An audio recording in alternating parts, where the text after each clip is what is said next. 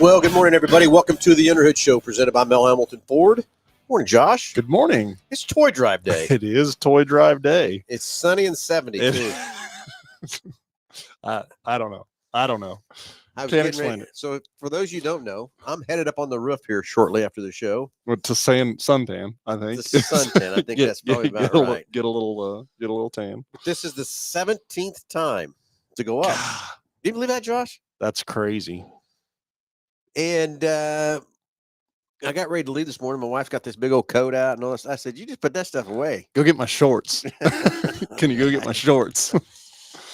And as I walked in this morning, all the sales guys were saying, hey, the snow's coming, the snow's coming. Yeah, I know it's coming, just not today.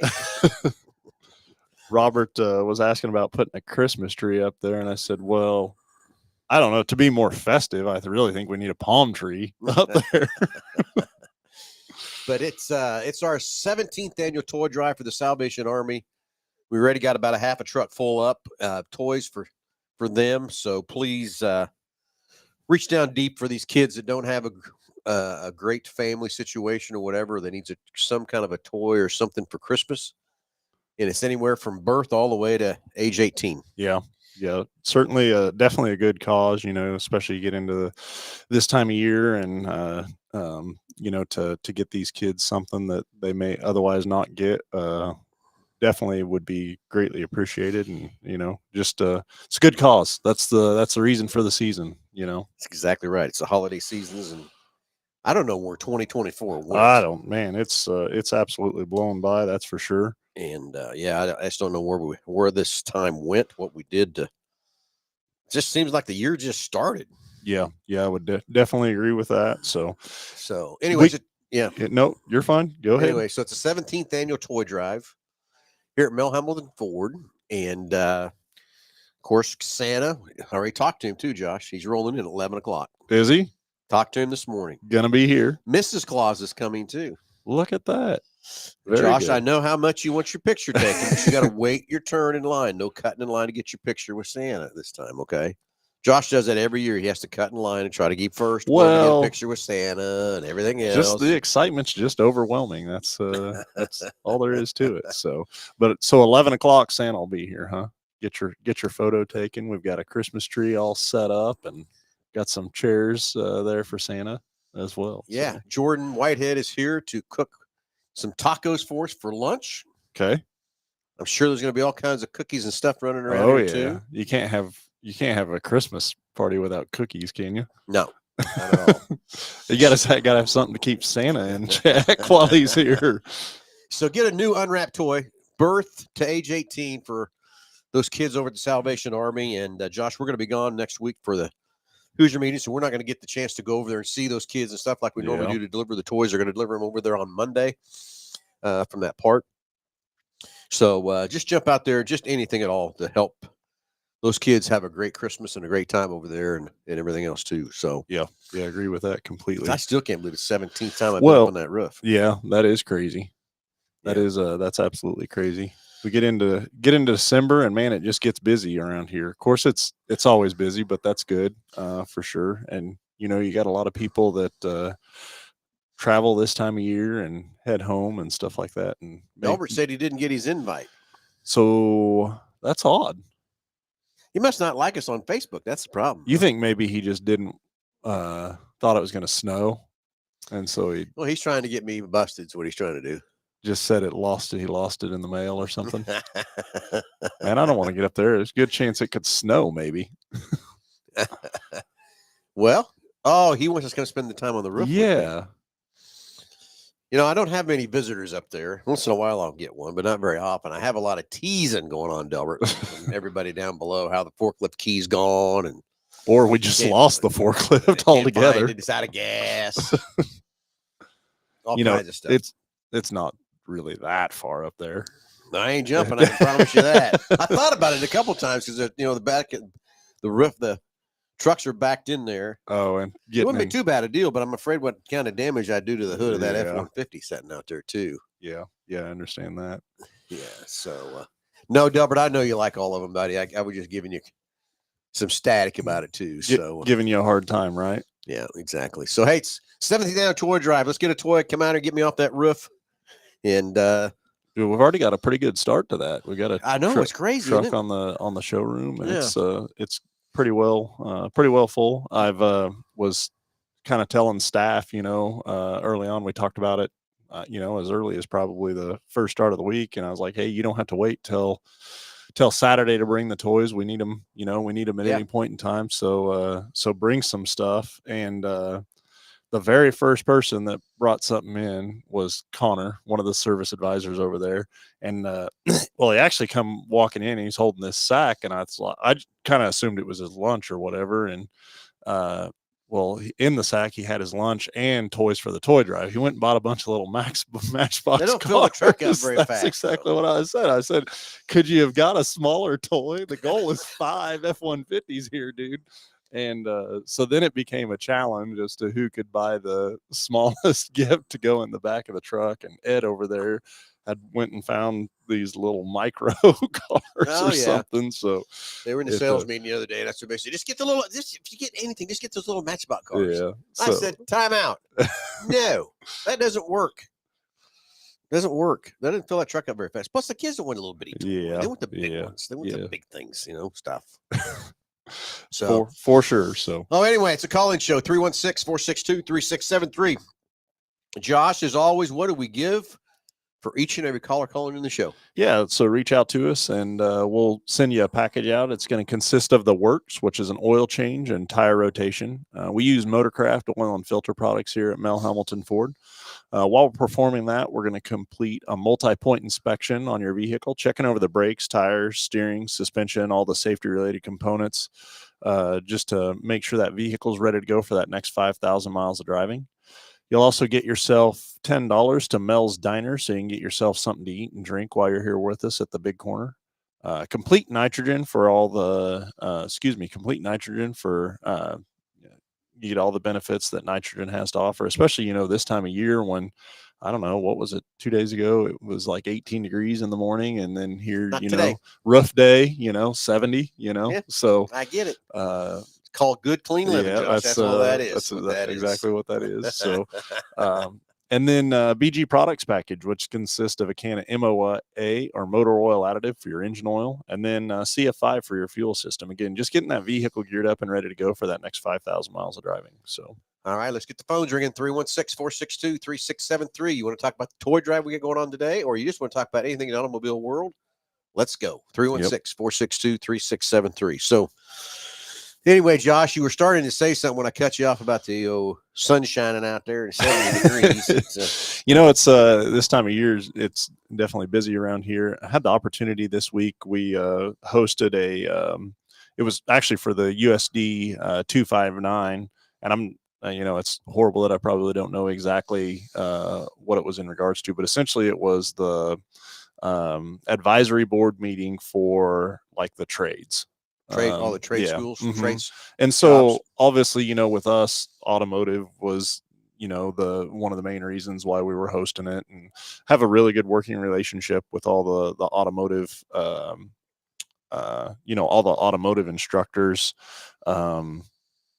within the district, as well as, Wichita Tech and some of the other surrounding ones. But, that one of the topics of discussion was trying to get these kids involved in the class, and they were going over stats on,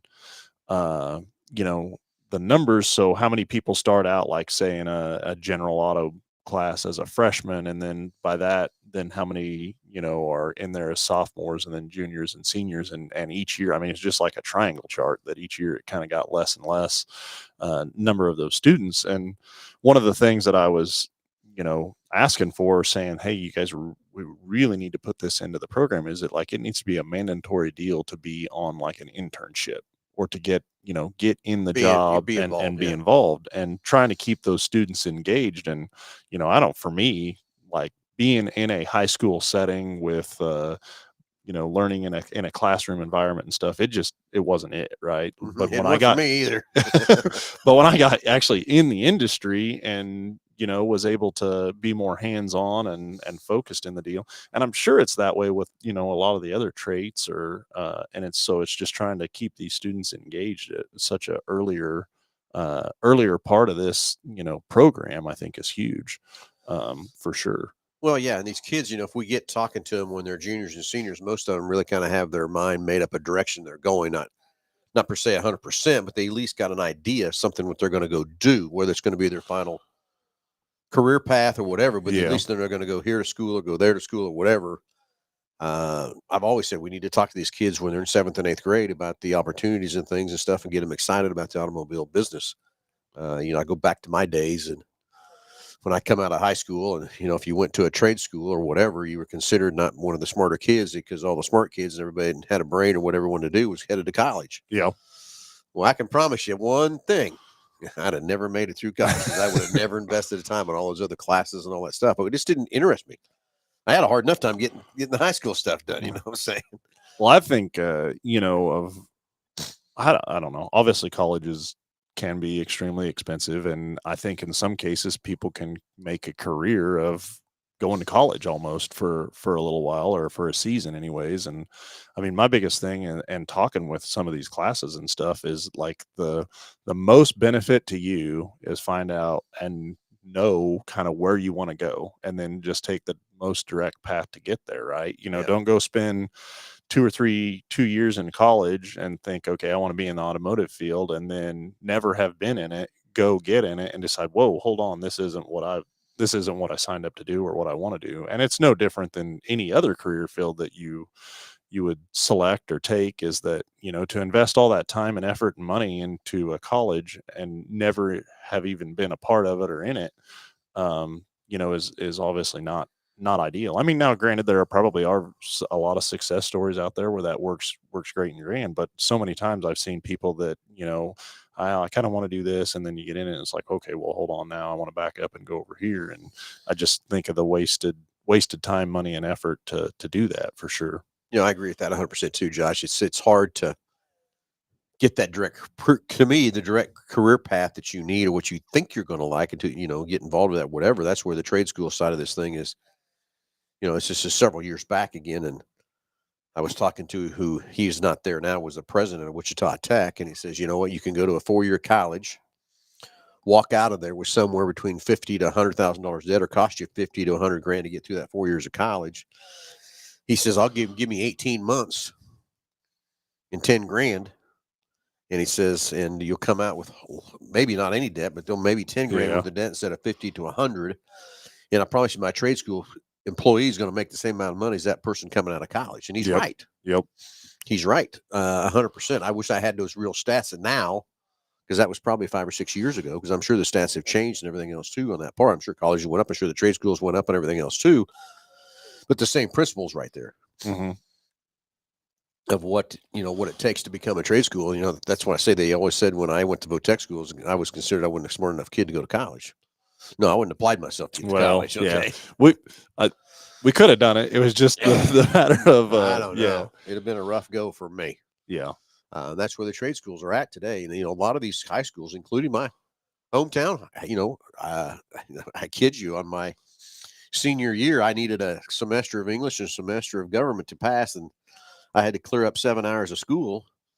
Well, I had 6 hours of shop class, from anywhere from the wood shop, the metal shop, the teachers of hate, all that kind of stuff. I don't think that'd fly today. Probably not. I don't think so. Probably not. So it's and I knew what I wanted to do. I always knew what I wanted. Yeah. To do. Yeah.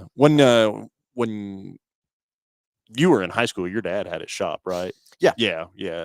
Already at that point, and everything. So he had that shop there in Halstead. It started in '69, and when it was his, he worked before that with a guy part time and stuff. But that's where I was at all the time. I was down at that shop. I was there, and I'd rather be there than anywhere else. Yeah.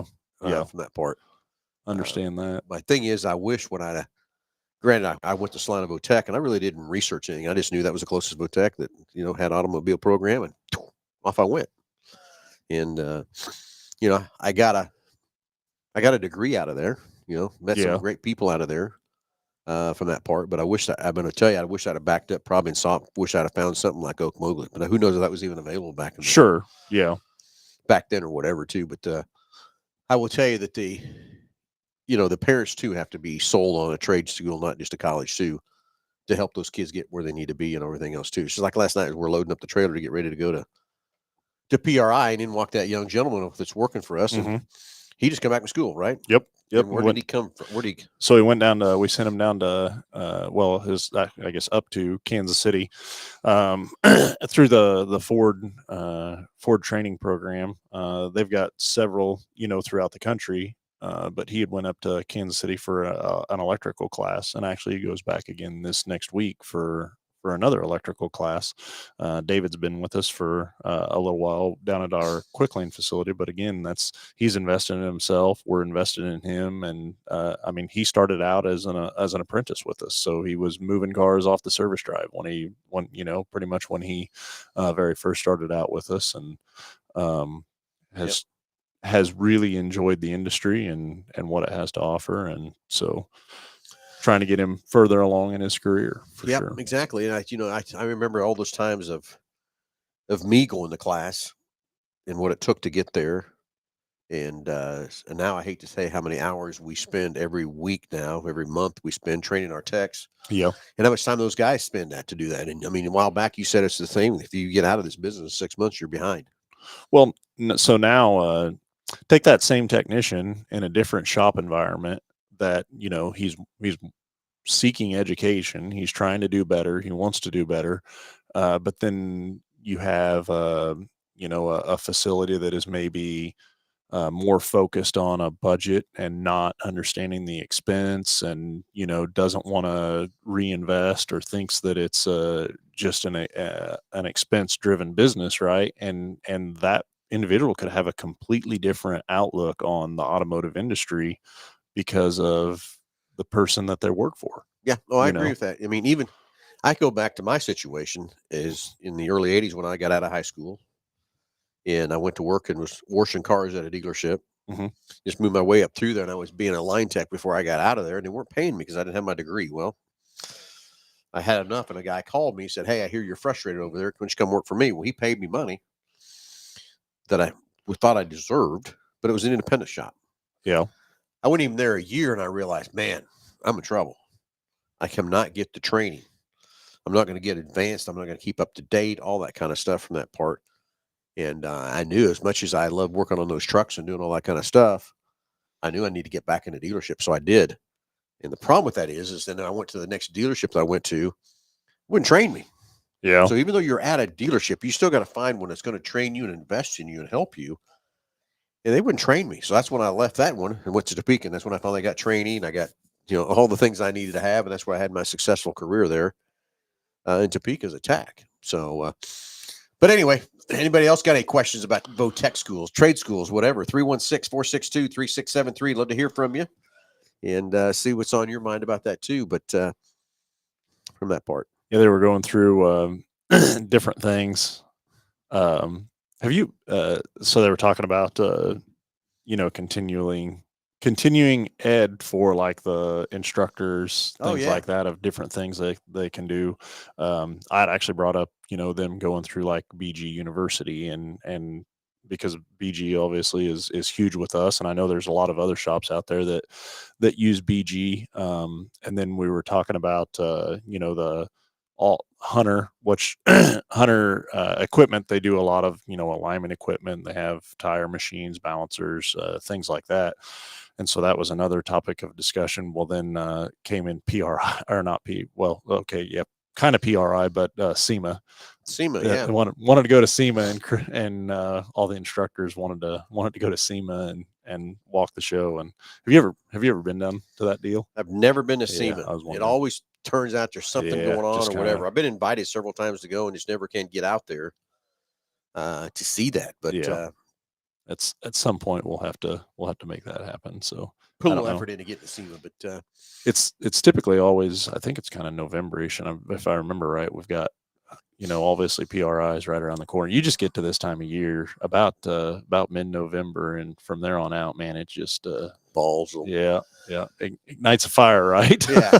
So anyway, we leave Sunday to head up to Illinois. So we're going to head up there, everybody. We're going to find out the Hoosiers' new plan for 2025. So we'll be there Monday and Tuesday with Hoosier.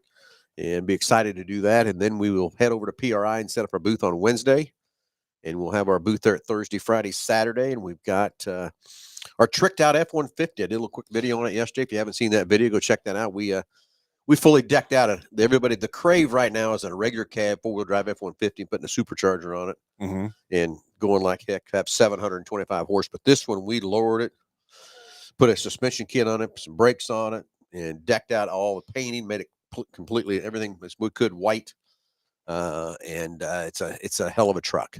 I meant to. I was going to take some pictures and post them up here, but we'll be live from PRI for sure. Yeah, with that thing.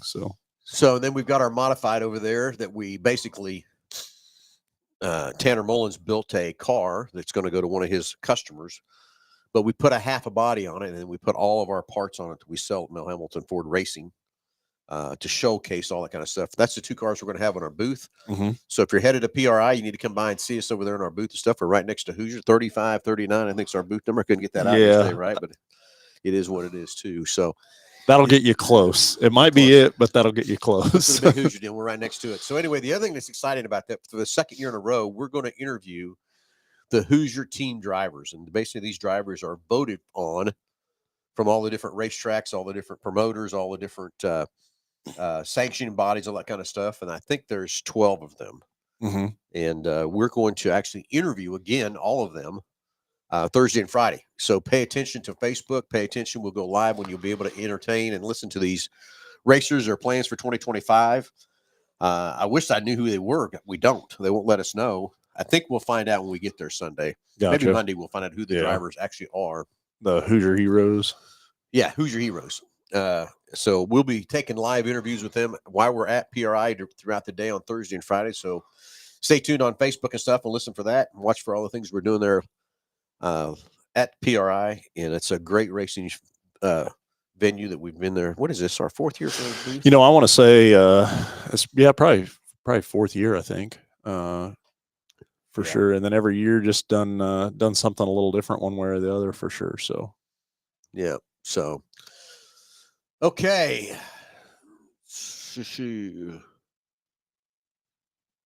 I wonder who River City is, who that is talking to us there on the page. So yeah, loves the truck, and he said he grew up in Indiana, and that's where we'll be right there at Indianapolis. I mean, it's their convention center is right there, and they fill that up, and they actually fill the Indianapolis Colts Stadium up too with trailers and all kinds of venues in there too. So it's a great show, and that's where we'll be all next week and stuff too. So stay tuned for all the great and fun interviews we'll have with the Hoosier Heroes. So anyway, 316-462-3673, anything ailing your car, tires, brakes, batteries, or you want to talk about that toy drive that I'm going to go up and get some suntan going on this afternoon or this morning from that part. But please get a new unwrapped toy, bring it up. You can just pull right in the store. We've got trucks out front, but if you don't even want to get out of your car, we can handle that too. And you can get in to see Santa, but you have to beat Josh there because he's going to be first in line again, sitting on Santa's lap. Santa Hog. And Mrs. Claus is coming too. So, yep, talked to him this morning. He's on his way. He's in the sleigh headed this way. So, everybody get ready to have some fun and come out here and support the toy show. So, anyway. Says his grandmother is an accountant for the Colts. Really? That's pretty cool. I don't know. Maybe it's just me. We're kind of weird about this stuff, but let's take probably the last time I was thinking this in my head. I was out in Vegas, and what are you doing out there, Josh? Well, I was in one of the hotels, and I was just thinking, I don't know. It's walking around like thinking, I'd love to see an expense sheet on this place. I don't know why, but like the Colts on that. Think about that a minute. Oh man, I don't know. You just think, I think we were at a buffet or something, and however much you paid for the buffet, and then I'm thinking all the freaking food that gets wasted and out the back and stuff like that, and I'm like, can you imagine an expense sheet on a place like that? I hate to run that thing. This store is as bad. Well, yeah, no, I just couldn't imagine. Could not imagine an expense sheet on something like that. And so yeah, being an accountant for the Colts, that's pretty cool. That would be really cool. Yeah, from that part. So, hey, anyway, has anybody got any questions? Anything wants to want to give away some prize package valued over $130? 316-462-3673. want to talk about the toy drive? You want to talk about PRI? Whatever you want to talk about. Anything in the racing world, anything in the automobile world, any questions, anything. Like I said, the show started out to be we was fixing people's cars over the phone, but now it's turned into be about everything. Yeah, just about anything automotive, right? Exactly. So on the like, if a person was to buy a vehicle now, where's the best deal today? Is it new? Is it used? Is it, has production ramped up enough on the new, and inventory ramped up off on the new? Like, are manufacturers now starting to come out with rebates and incentives and things like that, or different financing, new versus used? Like, where would you advise somebody to look? Well, I'll tell you today, we are back up to over 700 new Fords on the ground. That's the first time in 4 years we've had even close to those kind of numbers. From that part, there is now rebates. There is now some incentivized rates. Would you say that pretty much every model line has some sort of rebate or incentive to it, or close? Yeah. Like the new Explorer. Obviously, yeah. The 25 Explorer really doesn't have a whole lot of stuff on that stuff thing. I mean, we've actually got incentives on Super Dudes we haven't seen for a long time from that part too. So and the next thing is Super Duties. I've got 120 of them sitting here. That's the first time in probably 5 years we've seen them kind of numbers. We've been Super Duties. We haven't had any before because it just was for that part. So production's there. I really think 2025 we're going to see a lot of more really totally 100% back to normal. I would say the only thing that's really not back to normal is the rates are still a little high compared to where we were, a couple of years ago. Yeah. But when you really sit down and figure how much dollars that really is, it's not that big of a deal. From that part. Plus, the next thing is I don't know how many everybody takes their loan and takes it through the whole cycle of loan before they trade it and do something with it anyway. Do something different with it. From that part. But I will tell you one thing we are doing differently here at Mel Hamilton Ford for you as a consumer is after we land you on a car, figure out what you want to buy. But the other thing we're doing is we're presenting some options to you that we haven't been able to do before because of no rebates, no incentivized rates, all that kind of stuff. And I'm going to tell you, leasing is on its way back. And I did my first lease class back in 1985. And after I did my class on that lease, I never bought another car. I leased everything I ever bought. Everything, yeah. Just because the advantages and that sort of thing. And the leasing hasn't been that great here before because the manufacturer's got to guarantee you a value at the end of that 36 months. And there was no way they could guarantee that. So the residuals were real low to help offset that to make sure it happened. Well, now we know because the used car market has really kind of leveled out, in my opinion, of what the prices are doing and where it's at. So now they can. So we're going to present that lease to you. And I'm telling you, it's something you need to look at to get, instead of having a 72-month commitment, I'd much rather have a 36-month commitment. I mean, you're in 36 months, you're probably typically still all under warranty, right? Exactly. You're to the point where a vehicle is not even at the point where it would need a set of tires, generally speaking, so you don't really have any major maintenance expense or repair expense or anything like that for sure. For me, and I guess my family, it's always about safety, right? If every year they're making improvements and making those vehicles better and more safe and everything like that. And I mean, I want them to be safe when they're driving around. And so, that's a huge incentive as well. So my thing, you take out a 72-month loan and at 36 months you want to trade. Guess what? You're not guaranteed that value where you are with a lease. And you turn around, you got to say, well, I guess I'm upside down. If you're upside down on the lease, guess what? You can walk away from it. Just lease you another one and go on. So you got a guaranteed value. Next thing is sales tax. You only pay sales tax on your payment. So you've got a huge sales tax advantage there too on that part. Plus the next thing is you're financing. Most people finance their sales tax in their 72 months. So you're paying interest on that sales tax. Where on a lease, you're not. A lease comes standard with gap insurance, so you won't have to buy that. There's just so many pros and cons. The only thing a customer can get burnt on a lease is if they don't put enough miles in the lease or drive more than they thought they were going to. But I think most people don't really realize how many miles they're driving. You really got to go back and see, I've had this car this long, how many months, not years, months, see what the miles are, divide that out, and then times it times 12. So you can really, and most people are surprised they're driving as many as they are. Yeah. Because you can build a lease all the way down to 7,500 miles and all the way to 20,000 if you need to from that part. So that's just another way of buying a car that I think is a very beneficial way. And myself, if that lease payment is $50 a month higher than a 72-month payment, I'm still going to You're lease. still going to lease it. I don't understand why I guess the ebbs and flows. You would think every manufacturer would want a really solid lease program in the sense of being able to get those vehicles back and having the second trades, right? That's true. And keeping the market And that's with why good quality used vehicles. that's why the leasing's coming back now, because now the manufacturers can know and predict what they think that value is going to be in 36 months. For the last 3 to 4 years, they haven't been able to, because the used car market's doing this. Yeah. From that part. So we're going to give you that lease. We're going to give you 72 month buy. And another thing that's pretty popular is called a flex buy. It's where your first 36 months is a little cheaper, and then at 37th payment, it raises up.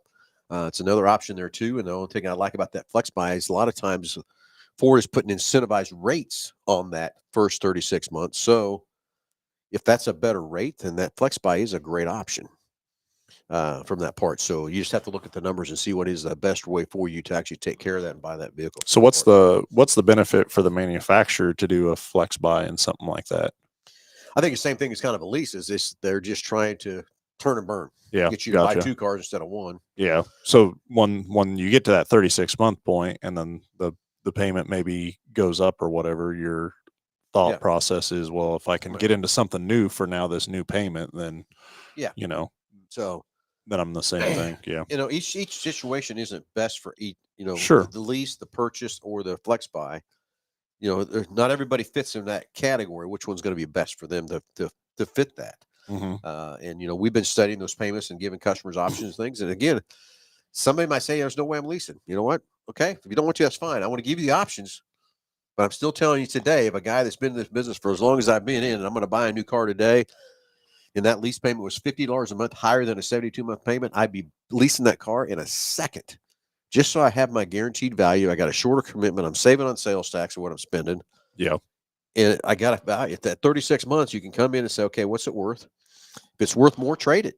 If it's worth more, buy it. I'm not suggesting that, because then you're paying it for how long you're going to pay for it or whatever. But if it's, say, the guaranteed value is $30,000 and it's worth $28,000, you walk away, let Ford take that $2,000 bath. You don't have to, and you're done. You can get another one, lease another one, and keep moving, keep going. Only thing you get burned on as a consumer today. Now, years ago, back in the 80s, we had open-end leases where people were still committed to that final end number. Today, it's a close-end lease where you're not responsible for that. You can walk away from it after you've made your 36 payments, unless you went over on the miles. So that's where I'm still telling you today, $50 a month higher on a 72-month payment versus a lease. I'm leasing it in a heartbeat just to have those options.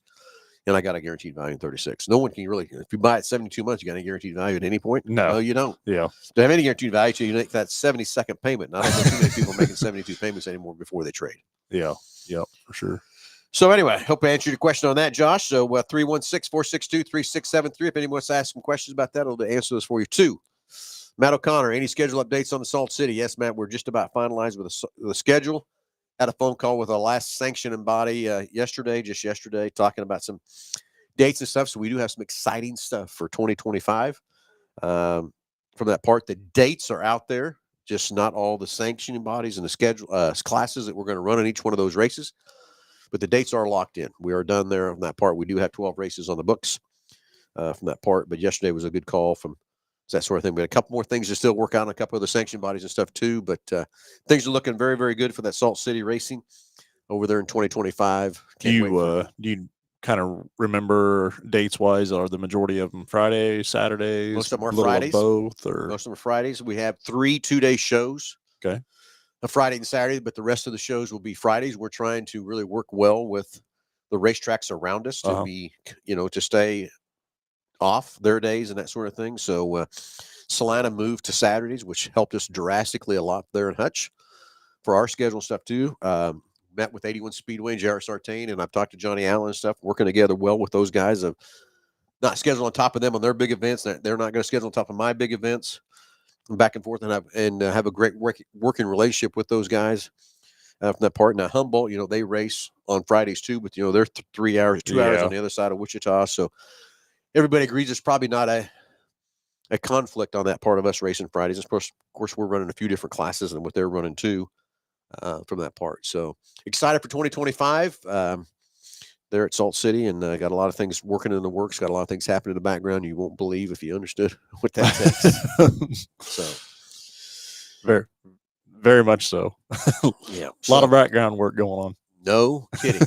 Lots of stuff happening there too. And we do have some meetings set up at PRI that we'll meet with some people while we're there to work on a few more things and stuff like that too. So anyway, Josh, it's time for a toy drive to get kicked off here shortly. It is. Everybody needs to get out and get you a toy. Bring it out here. Just pull up the front if you want to come in and kick Josh off Santa's lap. He's Santa hog today. And get your picture of Santa. Santa will be flying in about 11 o'clock. Talked to him this morning on his sleigh. He was rolling in, so and be here about 11. The Santa was 11 to 1. 11 to 1 for Santa. Okay. 11 to 1 for Santa. Get your picture taken. And Jordan Whitehead's here serving some tacos for lunch. So he's asking if he wants me to bring some tacos up. I said, heck yeah, you're going to bring some tacos up. But he said, there's a fork. Remember that guy? I don't remember. He had a forklift driver a couple years ago that scared the heck out of Jordan. Who was it? No, I do. I do remember. I remember who that was. It was not me. Yeah. No, it wasn't you. He says, this salesman thought he knew how to drive. Well, he had no clue. He asked him. He says, "You know how to drive the forklift?" And the guy's like, "Yeah, no problem." So he hops on it. And then he turned around and almost threw Jordan off the bucket. I thought he was going to drive through a new F-150. So did I. So anyway, toy drive, 17th annual. Can't believe it's the 17th time I'm headed up on the roof. And back to that good, clean living coming there, Josh. Sunny and 70 coming out. It might be a little chilly as I get ready to get up there, but I did just get a notice there's a snowstorm coming. They've updated the weather forecast. There's one coming, just not today, Josh. You're right. It's coming. I promise you there will be a snowstorm. We just don't know when, but it's not today. They flipped it around, right? It's not today. Good, clean living is what it is from that part. So, hey, everybody, we're going to kick it off, and we're going to go get ready for Santa. Yep. Santa's going to be flying in at 11 o'clock. So please jump out there, get your new unwrapped toy, bring it out here to the big corner, get a picture of Santa, grab a taco or two from Jordan Whitehead and his crew out here cooking. It'll be fun and exciting. So get those toys. Let's take care of that Salvation Army as we've done in many, many years. And again, Josh, I still can't believe 17 years. Yeah. Or 17th time that I've been up there on that roof, but pretty crazy. So everybody, let's see you out here shortly. Let's have some fun, and everybody have a great Saturday, and we will talk to you. Remember, tune in. We'll be out at PRI on Thursday and Friday, taking some live shots with the Hoosier Heroes. So tune in those great – God, I can't spit that out, Josh.